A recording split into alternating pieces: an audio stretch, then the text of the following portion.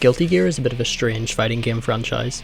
Like, they're definitely fighting games, just nobody is happy about it. It's pretty evident that it's never been as popular as games like Street Fighter and Tekken. The evidence, of course, being the first result on Google when I searched for game copies sold. Guilty Gear Strive, the latest game in the franchise, has actually sold some copies though, to varying levels of praise.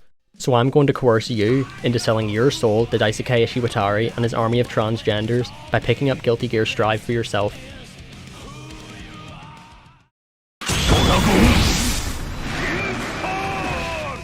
To start off, I'll talk about the characters.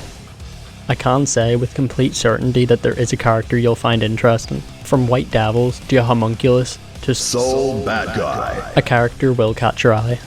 Whether that be because of their incredibly creative name, their design, or their interactive gameplay. And that's where the steady decline into madness begins. Once you lock eyes with the character of your choice, there's no going back. Before you know it, you have 20 wiki tabs open, manically researching the Gear project, what is the flame of corruption, the skills of Juno, does Abba fuck the key, and before you even process what's happening, the game latches onto your brain like that worm from SpongeBob, and you click buy. When you open the game, the first thing you'll notice is that the game doesn't actually want you to play it.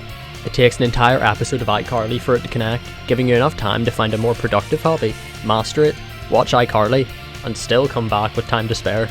When it's finally done loading, you can hop into the training range and try a few of the little guys. Each character is marked with a difficulty, but if you're not a bitch, you're going to ignore that and pick the hottest character you see. And as I'm going to show a few characters' movesets, I figure I should start with the most attractive character in gaming. Soul Bad Guy. Soul Bad Guy likes to get up close and personal. His close slash and far slash are his main tools for applying pressure. But if you're new to the game, you don't care about all that. So all you need to know is that his moves are fast, and if you push your buttons fast enough, the opponent will crumble immediately. The key to winning his soul is learning the DP input. Getting pressured? DP. Applying pressure? DP. Don't know what else to push? DP. And if you want to get really silly, use his overdrive, Heavy Mob Cemetery. If this hits, the opponent's mental health will take an instant nosedive and you just win. Of course, you might be thinking, hey, I'm a stupid little baby and need my handheld while playing my favourite games. What about me? Excellent news, there is a character carefully designed to be played with one hand on the controller and the other scrolling TikTok. Can you handle my electricity? Sin Kisk is very easy to play, with exceptional pressure, great mix-up, and the ability to skip neutral if you just aren't feeling like playing the game. I reckon I can hand my Nan the controller and she'd be able to take a set as Sin. The thing that's meant to make his gameplay stand out is the visual meter. You think aliens have a visual meter? At the bottom of the screen, giving all of Sin's specials a follow-up move which can then be followed up again into his Gazelle Step, a large dash that chases the opponent and allows Sin to continue his pressure. He has 2 overdrives, both of which are just cooler versions of existing overdrives. The final character I'm showing might interest some of you die-hard Space Invaders fans. A white man. Ah, so you can tell, can you? Beating people sure is hard. It's far easier to destroy them.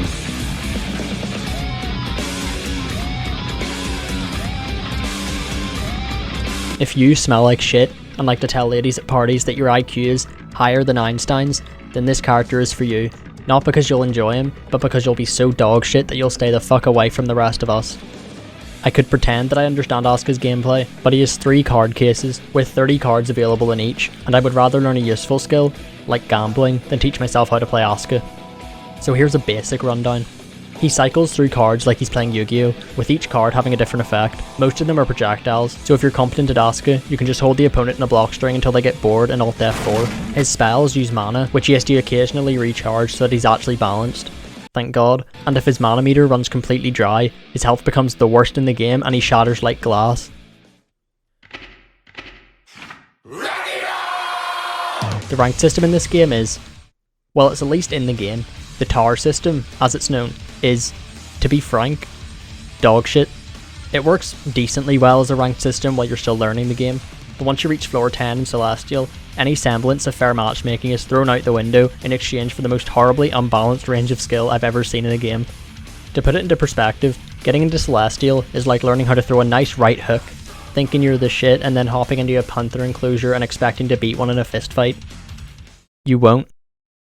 Say no more. Mom always said it's not really a story for kids. But I'm 5 years old already. I know where babies come from. They pop out of your eye, right? The game also has a story mode for any of you freaks that buy fighting games for that, but it's more like a built-in anime than the type of story you'd expect in a fighting game. If you are interested in the story mode, you're probably better off just listening to it like a podcast. My father was a Funko Pop. Because it looks like somebody is just playing with their little action figures, and it makes it really difficult to take seriously. And of course, you can't talk about Guilty Gear without mentioning the best part of the game.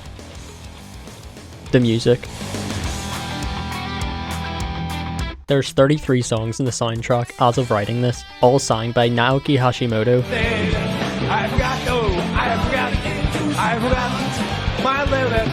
and Aisha, with a DLC track being sung by Molly Daisy Scarpine,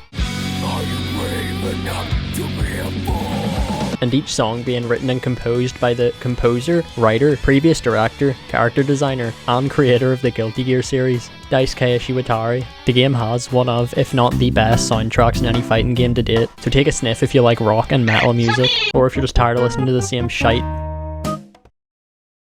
So that's basically Guilty Gear Strive, a solid fighting game that'll get tomatoes thrown at you if you dare mention that you play it, so just like tell people you play Melee if they ask.